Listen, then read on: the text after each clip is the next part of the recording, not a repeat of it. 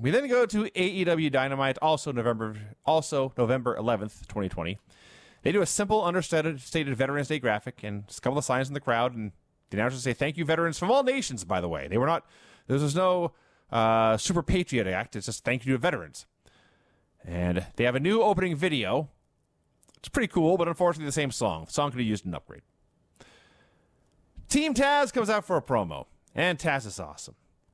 Look up there, he says, the face of the network, Darby Allin. And Darby Allin's sitting like the upper deck with his TNT Championship belt. "Let's hear it for Darbs," Taz says. But he warns Darby, keep your narrow ass in that chair. Don't come near this ring. If you do, we'll take off your head again. Same goes for Cody Rhodes. Brian Cage is here to wrestle a man who is respected and who has respect for others, unlike you, Darby. It's Matt Sydal, and Matt Sydal and Darby Allin have a lot in common. You both have big wins. Darby, you beat Cody. Sydal has a win over Chris Jericho, and that's no joke. And I don't know when Matt Sydal beat Chris Jericho. Probably in WWE, I would assume. But hey, he beat Chris Jericho, so good for him. Brian Cage versus Matt Sydal was so awesome. Dude, this match was great. Oh, You know what this match was? Big man versus little man. that's true. There's no denying that. That's a very hard match to screw up, especially when the big man is Brian Cage Yes. and the little man is Matt Sydal. Honestly, this match was idiot-proof from the get-go. Yeah, it was just designed to be perfect by God. And it pretty much was. My favorite moment, it's only like a minute in, but Cage did a suplex, and he didn't wrap his arms around Sydal's waist or shoulders. He wrapped his arms around Sydal's arms, right? So Sydal's arms are pinned to his side. He can't go nowhere.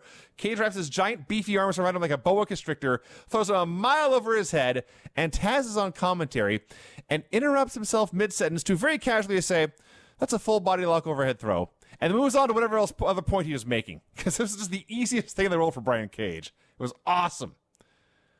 So Cage is just dominating him for a while. He tries a Hurricane Rana. He gets powerbombed, and that starts the comeback. And the first real spot of the comeback is he goes outside, and Matt Sydal does a Meteora onto the ramp. Yeah, not good. Are you out of your goddamn mind? That's not healthy. Don't do that, everyone. He survived. They have lots of back and forth in the ring, and so Cage goes to the drill claw, which is the Steiner screwdriver. It gets reversed into a Hurricane Rana, and Sydal runs up top. He dives off the top rope, and Cage catches him in suplex position, hits the drill claw, and wins. Just a very, very, very, very, very good pro wrestling match. And they cut to Taz. And we're watching Taz here in 2020. We've been watching Taz in 2001 on the retro shows. Taz's whole gimmick for his entire career is that he's the most pissed off man in all of wrestling. And apparently it is not far from the truth. But when they cut to Taz, the announce desk, after Brian Cage has won the opener here on Dynamite, you've never seen Taz so happy. He was overjoyed. Victory, he says. You know, it's funny, but when I was younger, I would watch these matches, and they had a lot of places had a specific way of doing matches where if you were winning the match, the other guy took most of the match. Right, yes. And then you won in the end.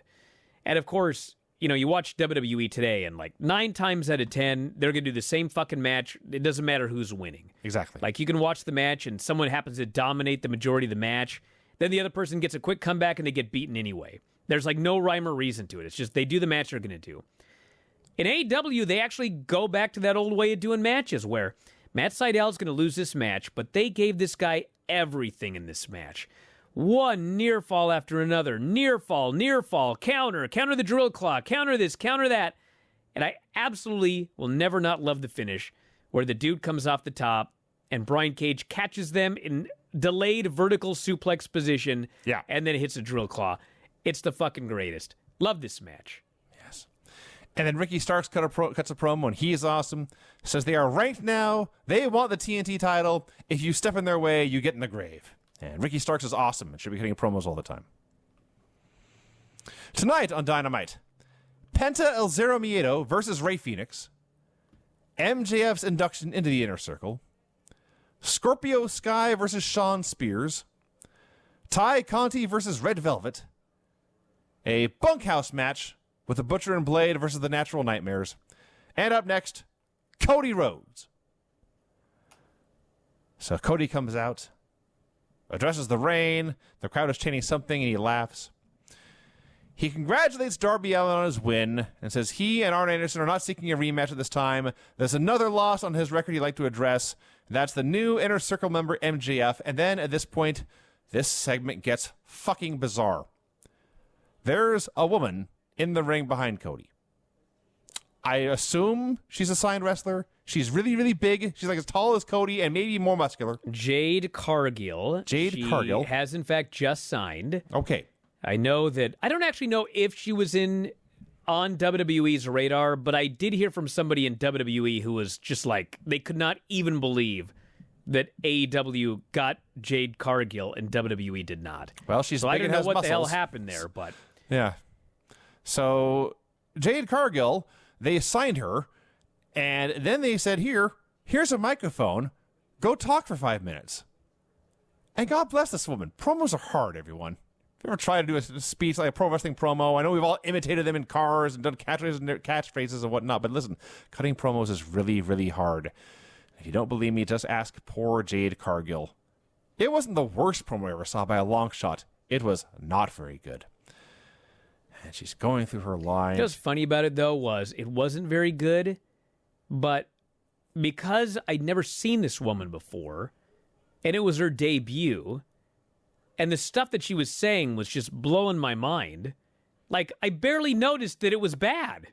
Well, I was more just flabbergasted, like, yes, that's all who fair. the fuck is this? And Why is what she is in the she ring? talking about? Why And is she addressing Cody? why is she stroking Cody? I mean, obviously, Brandy's not going to be happy about that. And to their credit, in storyline, Brandy certainly was not happy No, about that. They addressed that. And then the whole key at the end is she's making fun of Cody for saying he's a giant killer. Then she says there's nothing giant about Cody. But it's like Cody never said he was a giant. He said he was a giant killer. Yes. And then she says that she's there representing Shaq. Yes. Shaq? Shaquille O'Neal, I assume. Well, this is another Shaq I'm not aware of. I'm pretty sure this is Shaquille O'Neal, but They are on TNT. He is a TNT employee. Yes, and I'm sure, like, I mean, when this all plays out however it's going to play out, I mean, it's probably in their best interest to get Shaq. If they can get Shaq, they should get Shaq. Because, I yes. mean, you know, they get Shaq, and Shaq talks about AEW. I mean, it's all a big benefit, but, I mean, this is weird. Apparently, So- Shaq's got a manager now, Shaq is a manager. Jade She's Cargill. an anonymous, unknown, very, very green pro wrestler who knows Shaq somehow. And she talked for a long time. It's so bizarre that an anonymous woman's in the ring with maybe the biggest star in the company and talking about calling him out for what he's been saying. I kept wondering, where is she going with this? And she finally says, I know a real giant, Shaq. And I think, okay, they've got a point. They delivered their message. They're teasing the arrival or the debut of Shaquille O'Neal. That's big. Let it go there. But no, there has to be more. Oh, Vinny. Yes. Vin- Now, yes. Brandy. Brandy was awesome. Okay. Brandy Yes. was fucking awesome. This is the best Brandy Rhodes I ever saw. She storms out on the stage and she says, "Who told you it was open mic night, bitch?" Yep. Cuts a promo on her, calls her a heifer, tells her to get her bitch ass out of here. This was the best promo of Brandy's career I agree. by like 1,000. I agree. So I was totally fine with them putting that on this show. You're in my house, snapping your gums at my man. Don't ever talk to him like that. Don't even look at him. Get your ratchet ass off my stage, and don't come back until I send for you, heifer. Yes, it was fantastic. But then she goes to leave, so Jade Cargill spanks Brandy Rhodes. Now Jerry Lynn is out there trying to break them up. I think, okay, well, they had to do something where Brandy would show up for this woman who was clearly hitting on her husband, and fine. Now, Brian Cage is laying out Cody. And now, Darby Allin's music is hit, and Darby's in the ring, and it has to be explained that Darby is wearing a jacket with thumbtacks in it. and because it's Darby Allin, they had to explain the thumbtacks are facing out. Because I swear to God, when he shows up in a jacket with thumbtacks, I assume they'll be pointing in, because it's Darby Allin. He does the stupid shit. Dude, when we were on the Jericho Cruise, we interviewed Darby, and we asked him about AEW and NXT, and he talked about how there was no fucking way he was going to go to NXT.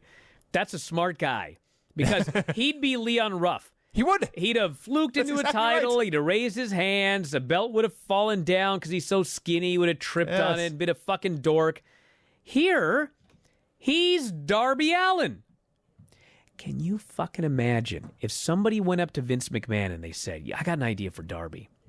He's sick of being jumped from behind, so he's going to have a jacket with thumbtacks on its back. Imagine this meeting with Vince. You'd be outside his office for 8 hours. You'd get in there and you'd run this by him. He'd fucking scream at you or something. No fucking way! Whatever. And Darby'd be back being Leon Ruff again. Yeah. But in AEW, this motherfucker had the idea that I'm sick of people jumping me from behind, so I'm going to make a jacket out of fucking thumbtacks so nobody can do it again. And here he is doing it on national television. Yes. So he and Cody clean house. Team Taz leaves. Now Will Hobbs is there, and then they fade to black. So after they first mentioned the name of Shaquille O'Neal, who debatably would be the most famous person to ever appear on the show, besides Mike Tyson, the other one you could argue. Then Brandy buried, what the hell's her name? Jade. Is that Jade, right? Jade. yes, Brandy buried Jade. Then Brian Cage showed up. Then Darby Allin showed up. Then Ricky Stark showed up. And then Will Hobbs showed up. And you may have forgotten they even mentioned Shaq's name. So no, this is not how I would have done this. Well, I would not argue that a lot of things happened in this segment, Vinny. Yes. A recap of Kenny Omega beating Hangman Page at the pay-per-view. Alex Marvez goes to interview Jon Moxley, who remains awesome. He just says, look, pro wrestling changes you. I've grown up some. When I was at Full Gear, it's not that I didn't want to see it, I quit. As champion, I couldn't see I quit. This championship, when I showed up in AEW, I didn't care about championships or wins. I just wanted to break bones. But now I understand this championship represents everyone out there struggling to pay their bills. This championship represents every kid that gets made fun of for being a pro wrestling fan. I couldn't let them down. Not many of those nowadays, but... Yeah, I couldn't let them down by saying I quit. Now I got another challenge ahead of me in Kenny Omega. I beat him once. Beating him twice is going to take someone really special. But I'm the greatest pro wrestler on this planet. And if somebody can beat Kenny Omega, it's me. I'm just a man. Someday, somebody will shut my lights off. But Kenny Omega, I just wish you luck. The match is formally announced for December 2nd. The biggest match ever on Dynamite. They have 3 more weeks. This was great. Guy's awesome. Mm-hmm. Butcher and Blade versus Natural Nightmares in a bunkhouse match. Holy smokes. They sure did a lot of stuff. Fuck, this thing was wild. Everyone's bleeding all over the place and Yeah, cowbells. That's why they call him Blade, apparently. Yeah, there's hay outside. I will say this. Everyone was smart enough to wear white. Dude, yeah. The bunny's in all white. And, yeah, it was just wild. The only thing that really bothered me was they're doing this match, and they're beating the hell out of each other, and this gigantic fucking ladder ends up in the ring. And QT climbs up this ladder, and he goes to the very, very, very tippy top. And he leaps off with his giant fucking elbow onto the Blade. And, like, the whole storyline has been about QT and the Blade. It's not the best storyline. It, like, disappeared for months at a time, but they're trying to wrap it up now. Yes. And it's all about QT and the Blade and the Blade's wife. So he hits his elbow, and I thought, fuck, he's covered in blood. Great finish. And the Blade kicked out. That did happen. Now, I was so flabbergasted by the Blade kicking out that I thought, the Blade must be winning. Or the Butcher. If not, why the fuck is that not the finish? And they go, and they go, and they go, and they go, and they go. And then finally Dustin hits a cowbell shot, QT hits a diamond cutter on Blade, and then he pins the Blade. I feel like maybe the elbow off the ladder might have been an appropriate finish to this match. I see your point. It's definitely more spectacular and more dangerous. That's undoubtedly true. But I will say I did like the finish they did do, which there's an important detail you were leaving out, which is it comes down to QT and Blade in the ring as they are doing stuff one-on-one. The bunny jumps up in the apron. Blade bonks into her. She goes flying through a table on the floor. Now, quick aside, they obviously pre-cut this table. There's a very laser-sharp line going down the middle. And when they showed a replay, I don't think it broke her fall at all.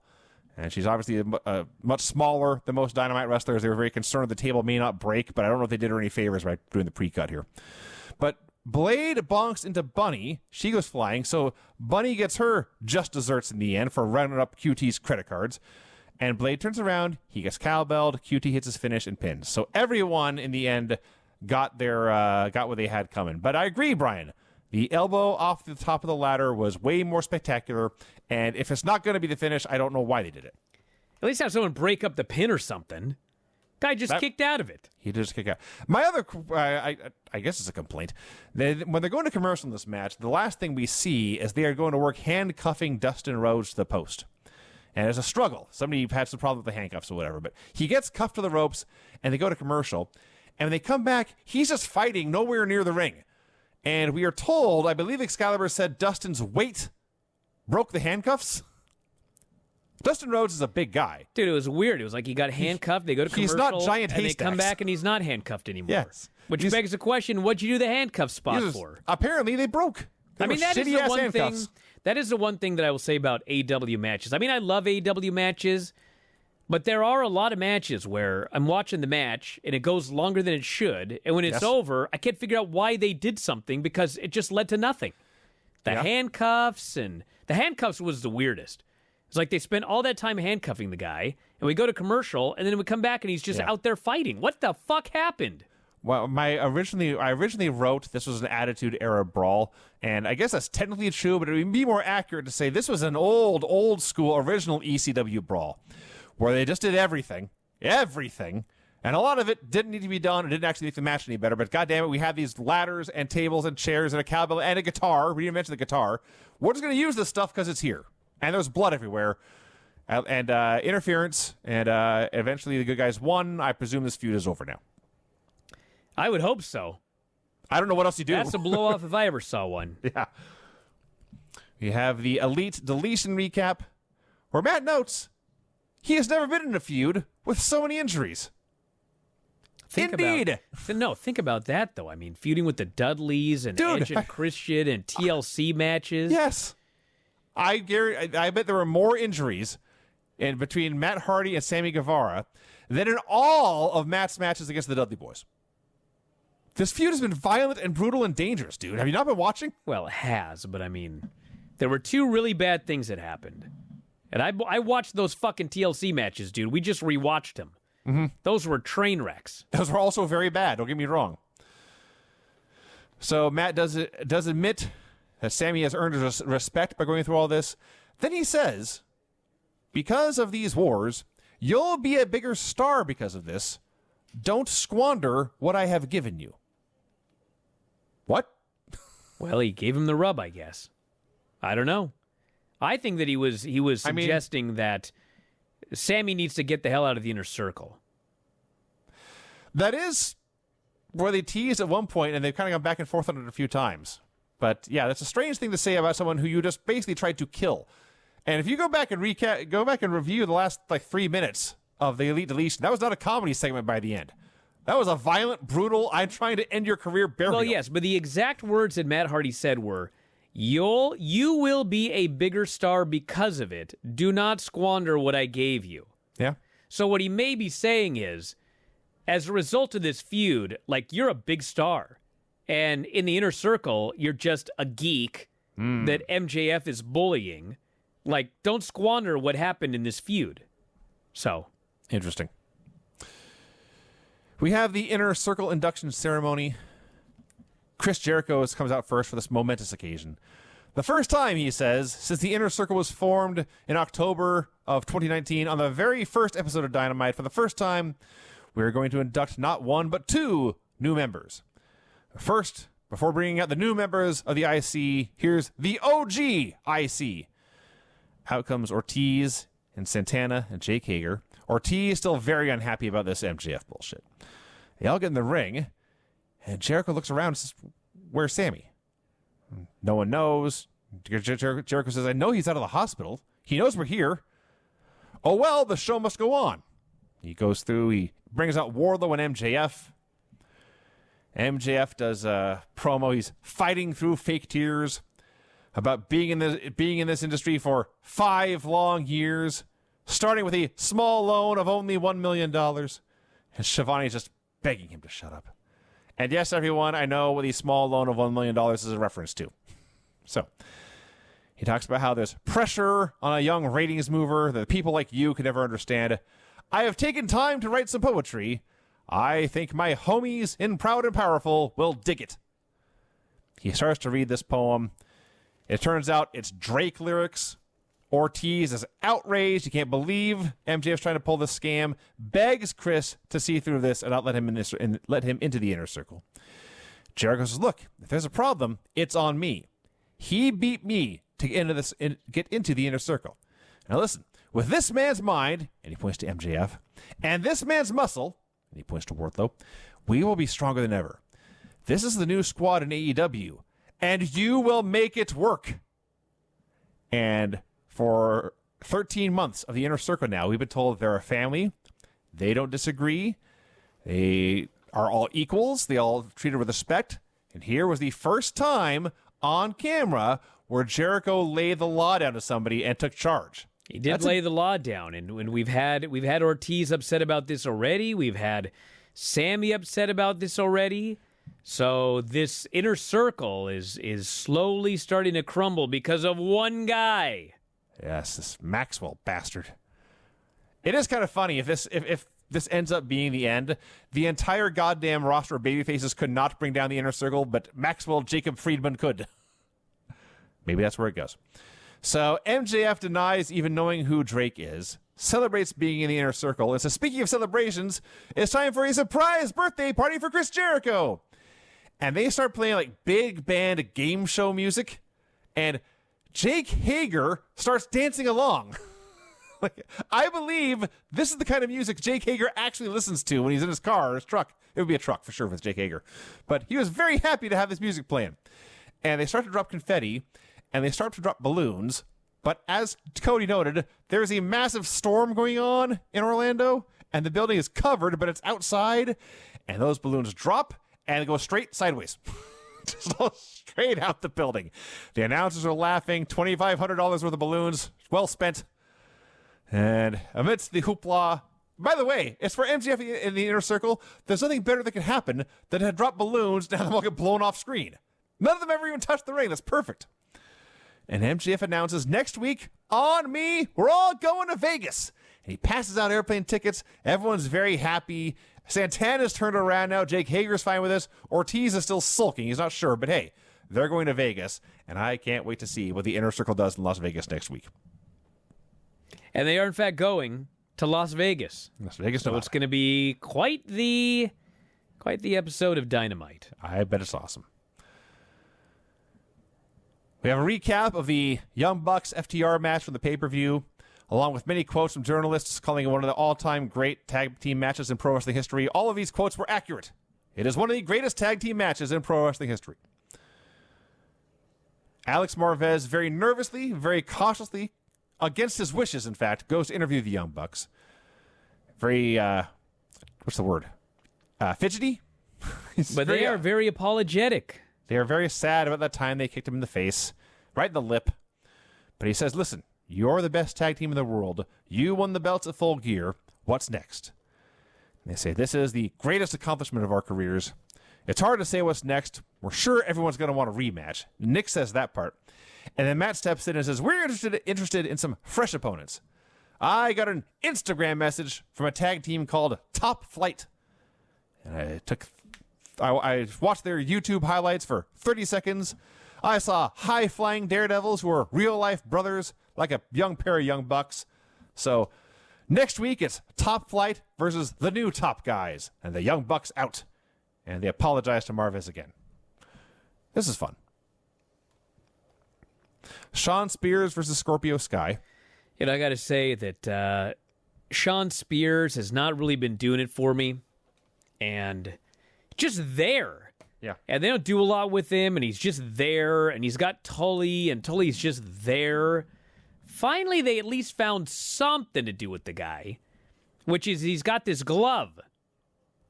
And long story short, Tully throws a gimmick in the ring, and he loads the glove, and he punches out Scorpio Sky, and he wins the match. What I really liked about this was that Shawn Spears and Tully have come up with a plan to cheat. The referee, Bryce Remsburg, this is not New Japan. This guy is not Red Shoes. They are trying to make sure that their referees have credibility. So the match starts, and they're doing this match, and Bryce goes right over, and he checks Shawn Spears' glove. There's nothing in it. Because there is nothing in it. And then later, as they're doing their whole rigmarole or whatever, Tully just puts another glove in the corner, which has a gimmick under it. Tully takes a ref. Shawn Spears loads the glove. Tully then throws another gimmick at Scorpio Sky. Scorpio Sky takes this gimmick. He doesn't want to use it. He throws it out of the ring. And he turns around. He gets punched with the gimmick glove. Spears gets the pin. He hides the gimmick. And the ref comes over again. Let me see that glove. Well, there's nothing in that glove. Those are little attention to detail spots that I love. You don't make the referee look like an idiot. The heels have to go above and beyond to hide their cheating. The babyface was a good person. He wasn't going to cheat, and he got screwed. Psychologically, I thought this whole thing was great. There's a match, old school. He probably did it about 20 times. Jerry Lawler's wrestling somebody, probably Kerry Von Erich. It's in the AWA era, I think. But he's working him over with a chain, and the ref is suspicious, and he keeps checking Lawler for this chain, but Lawler hides it in a different place every time he gets checked. For like 10 minutes this goes on. And the biggest payoff is at the end, he has hidden the chain in his mouth. And so the ref checks his fists and his tape and his boots, his waist, and the chain there. And the ref turns his back, and Jerry Lawler turns to the fans and smiles, and the chain is dangling from his mouth. And it's the best visual. So you would like that. I recommend that. As for this match, I don't know why Tully Blanchard tried to throw in a Scorpio Sky 2. Are they trying to recruit him? Is he going to be the long-lost tag team partner for Shawn Spears? I don't know what's going on. Spears cheated at one. Good for him. I don't know what was accomplished by this match. It was fine. Fine TV match. As I've said for many years, Shawn Spears has exactly enough talent. He should be losing on TV every week. He won on TV here. All right. The announcers tell us we now go to Dasha, who is going to interview Kenny Omega. We cut to Dasha next to an empty chair. We say, sorry, guys, Kenny left. Back to you. So Alex Marvez is attempting to run Kenny down in the parking lot. Then after the Dasha thing, Jim Ross just goes, "Thank you, Dasha." And I couldn't tell if he was like being sincere or if he was like, "You had one fucking job. There's one, and you failed." I think it was here. It was either here or the Jade Cargill promo. But there's a point where JR Duff says, "This is riveting television." When he's letting you, the viewer at home, know that he knows it's not going well. So Marvez runs Kenny down in the parking lot to get this interview. And Kenny's on the phone, but he stops to take the interview and says, yes, in 3 weeks' time, I have to step out of my position as an afterthought and into the top spot against Jon Moxley. Because Jon Moxley, you have something I want. You have that belt. And I need that belt to be the guy whose face is on magazines all over the world where I'm supposed to be. Everyone has been asking, where is the cleaner? Where is the best bout machine? I never really left. I'm ready to reassume the responsibility of being the best in the world. He says it's going to be the biggest Dynamite ever. Kenny Omega versus Jon Moxley for the very first time. He pauses, and he says, I saw you with that belt, John. I had a sense of deja vu, like we had wrestled before. But I checked the records. As far as I can tell, you and I have never wrestled in a regular match with regular rules. Now, if you excuse me, I have a plane to catch. And he goes on. Because it was, in fact, a lights-out match. It was a lights-out match. It was an unofficial match. This is a very, very dated reference, and I admit that right now. Hopefully, at least some of you, our 50-plus viewers, know what I'm talking about, but Kenny Omega is Eddie Haskell. And here he was. Leave It to Beaver. Yeah. He's so clearly an absolute dick. And all of the things that he says, it's like you can see the dick behind everything he says, but he's trying so hard to not be a dick. You know what I mean? Oh, I do. Yeah.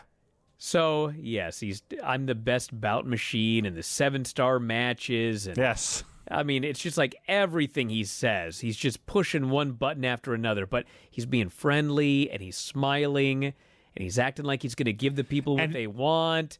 And he's so appreciative that Alex asked him about all of this. It's like, bro, total heel. And he's 100% aware of what he's doing, too. Of course. He's not clueless. No. He's in total control. He's a And master. I think his character knows that we all know that he's a dick, but he's Yes. still putting on this fucking facade. Oh, absolutely. Which makes him even more of a dick. Yes. It is fantastic. It's going very fantastic. Ty Conti versus Red Velvet. This is not good. Well, it's exactly what you'd expect from two attractive, hardworking, talented, but very, very, very, very green pro wrestlers. There are moments here that look pretty good, like when Ty just goes straight judo and she's doing the over-the-shoulder arm throws that are just awesome. And there are moments here that look very, very bad. I will say this, that there's a lot of women's matches in both companies where whoever put the match together, it's like, why in the fuck are you trying to make them do this stuff? And in this match, there was a little of that at the very beginning. They had some very complicated rigmarole they did at the beginning. Yes, yes. But then after that, it was actually fairly simple. So they were green, and it wasn't very good, but it was not bad, if that makes sense. It does. And the best part of the match was, in fact, when Tainara was doing what she can actually do, which is just judo throwing this woman everywhere, which kind of makes you wonder, fuck, maybe that's what she should be doing. Like, maybe she should be like Shayna. We don't want to see Shayna in there running the ropes and doing a normal match. We want to see her in there beating somebody's ass with MMA. Yeah. Anyway. Well, I would also say that you can put these... You don't have to do a 5-minute match just because. Have them do the 90 seconds they can do and not embarrass themselves, and do a finish, and it's fine. There's a point late in here where Ty gets thrown into the corner, and she takes about 17 steps, and she is weaving to her right and to her left. It's cringeworthy to watch. And Jim Ross is professionally trying to cover it. Oh, she's out on her feet. She doesn't know where she's going. So... You know what it is? Two very good workers, you give them a blank piece of paper and they draw a picture. Whereas two very green workers, especially if someone else put the match together for them, it's connect the dots. And that's what they're doing. They're just connecting the dots. Okay, now I'm running to the corner. Okay, now I'm going to get my boot up. Okay, now I'm going to run out and make a cover. Okay, now they're going to kick out. It's just connecting the dot, connecting the dot, connecting the dot. And they need to start having less dots on that page. Way too many dots here, that's for sure. So, and two, is just too much stuff going on, too much storytelling. We didn't need Anna Jay sliding a chair into the ring and Ty kicking it out and then winning clean. Just do a wrestling match. Just have Anna Jay in the actually, corner. quite frankly, we did. You should have taken out most of the match and just done the finish, because the story is that Anna Jay wants Ty Conti in the Dark Order. Ty Conti has not agreed to be in the Dark Order. Anna Jay's trying to get her to cheat and turn to the dark side. Ty refuses and wins clean. And they still hug and they're still together, but the Dark Order is leering at them. Well, if you do a good match and then do all that storytelling, then fine. If you do a bad match and then do all the storytelling, now I'm watching Glow, and I don't like Glow. I don't mean the TV show about Glow. I mean the actual Glow show from the 1980s. I watched it. It was bad. So there's just too much stuff going on. And we didn't even talk about the part where Ty is on one knee and Red goes for the running kick and Ty dodges, but Red slaps her leg anyway and then takes a bump and falls down, and everyone looks at each other for a while. That one was definitely bad. Yeah, a thumbs down for this match, I'm afraid. A thumbs down. The Inner Circle is backstage celebrating their upcoming trip to Vegas, saying if Mark Vez was coming with them, he would just be playing Go Fish with Bill Apter. That made me laugh. I don't know if Bill Apter actually plays Go Fish, but it made me laugh. So Sammy finally arrives, and he explains that he got an email from MJF saying they were all going to meet at the beach, which is funny because it's a pro wrestling show. You would think they'd be at where the cameras are and everything, but he went to the beach. MJF says, Sammy, I sent out a second email saying, never mind the beach, we're all going to meet at the building. And everyone else says, yeah, Sammy, we all got 2 emails. And they all leave. They put the heat on Sammy, essentially. They said this is Sammy's fault. And MJF says, listen, I sent out 2 emails, but whatever, it doesn't matter. Here's your ticket. I'll see you in Vegas. And Sammy's left muttering, I only got one email. So the strings are being pulled. Okay. So I said earlier in the Ty Conti match how there was just too much stuff going on that didn't need it for that segment.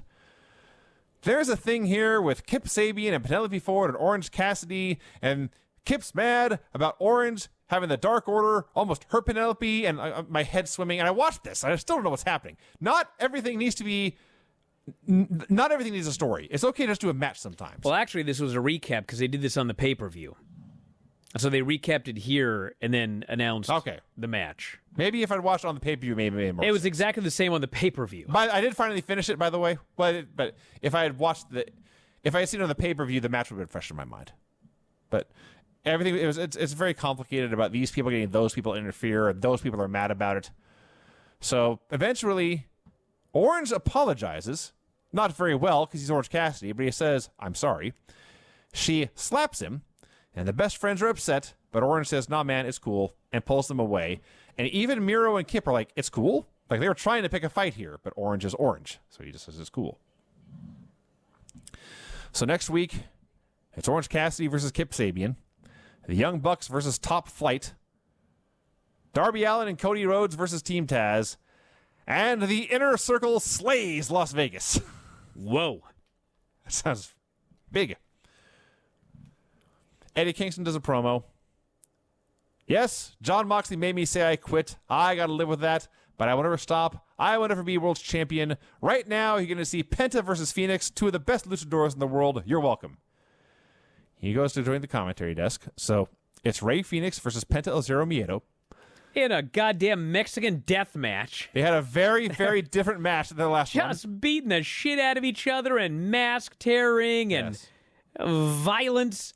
And the announcers are all worried. My God, one of the greatest tag teams of all time. They're breaking up before our eyes. And he's like, I love it.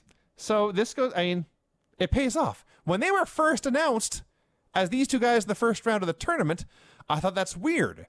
And Eddie said he didn't mind. Now I heard they're doing another match for no reason. Eddie's promoting it, and this time Eddie has changed his tune. It starts off subtle. It is very, very, very blatant by the end. But Eddie has been calling Penta his best friend since they formed. He's clearly cheering for Penta here. And by the end, as we'll get to, he's trying blatantly to split up the team. So the announcers are talking about how sad this is. There's a lot of mask tearing going on. I saw some feathers ruffled about how they shouldn't just tear masks and expose these guys' faces with no build. And clearly these people don't watch a lot of lucha. I was going to say, fuck, I've seen masks come pretty much all the way off a dude's face before in these mask ripping deals. There's nothing here that doesn't happen in tons of matches all over Mexico. So it's par for the course mask tearing. These guys have probably done it to each other like this before. So it's a very even match until the end. And let me tell you something, everyone. Penta won this match. He was definitely the victor here. He does a package pile driver on the apron. I'm going to say this again. A package pile driver on the apron. Even Eddie Kingston is like, that's too much. Then Penta does a running destroyer from the apron to the floor, a flip pile driver on the floor. Eddie is begging the referee to call off the match. And Penta throws Phoenix in, hits the package pile driver, and he wins. Yeah, this was not like a blowaway match, but goddamn, this was a fun match, and it was a violent match, and there was spectacular stuff in it, and it did tell a story. Yes. And it continued to tell a story after the match. Yes. So Eddie notes they have some time left here on TNT, and he goes to the ring. He says, you all just saw my best friend show his brother who's boss. As he's talking about how great Penta is. I'm not sure if Penta's back was turned or not, but he goes over to Phoenix and then kicks him out of the ring. And he turns to Penta and says, you don't need anybody. You don't need dead weight. You don't need your brother. At this point, music hits. And they advertised this, but then didn't mention the whole show. But yes, everyone, the Bastard Pack is back. The Bastard returns. He comes out just shredded like he's carved out of marble. Just looks awesome. And he declares, yes, Eddie, the Bastard's back. And you've made a very, very big mistake.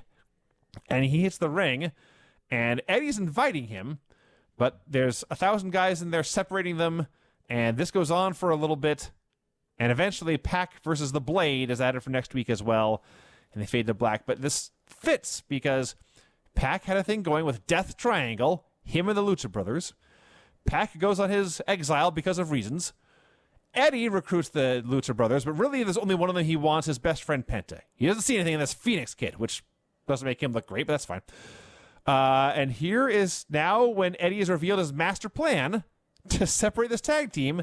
At this time, this is when Pac comes back. Now, is Pac going to be mad at the Lucha Brothers and try to get revenge on them? Is he going to try and reunite them? Are they going to split up? I don't know, but all of these could happen and it all makes sense. And I'm intrigued. Yeah, Tony Khan did that tweet that everybody was very, very upset about. The balance of power shifting in wrestling. But like I said today, when you really think about it, like Tony Khan tweeting, I mean, that's Tony Khan. He's the guy in charge of AEW, and his world is wrestling world is AEW. And Pac's return does, in fact, shift the balance of power in AEW. Storyline here. Again, I wouldn't have made the tweet. You can listen to Observer Live today for the whole discussion. But all I could think when this was over, like, this poor fucking Blade, that guy got killed in a bunkhouse match. Yes. He got a flying elbow off the top of a ladder. He got hit with a cowbell. He got defeated in front of his wife, who was wearing white. He's bleeding everywhere all over the place. And the show ends. He's probably getting stitched up backstage, and he hears, next week, you had to face an angry Pac. The bastard Pac. Man, oh man. Yeah, I wouldn't put money on Blade next week. I don't like his chances. I don't think it's going to look good for that guy. No. Well, it's time to vote, Vinny, and I think it's pretty easy here. I mean, anybody voting for NXT? I'm not. Not on this show, I don't believe. No, Okay. AEW was better, clearly. It was clearly the superior program. It also did better in the ratings. It happens all the time. Like, anytime that NXT does a great rating, like, we happen to lean towards that show, which kind of tells me they want to bring the ratings up. I mean, I don't know how to say this without sounding like a dick, but put on better shows. You know what I'm saying? It ain't that complicated. I mean, It's one of those things. It's like benching 500 pounds isn't complicated, but it's hard. sure, yeah. Putting on a good show sometimes is not. It doesn't necessarily have to be complicated, but sometimes apparently it's hard. It definitely appears to be hard.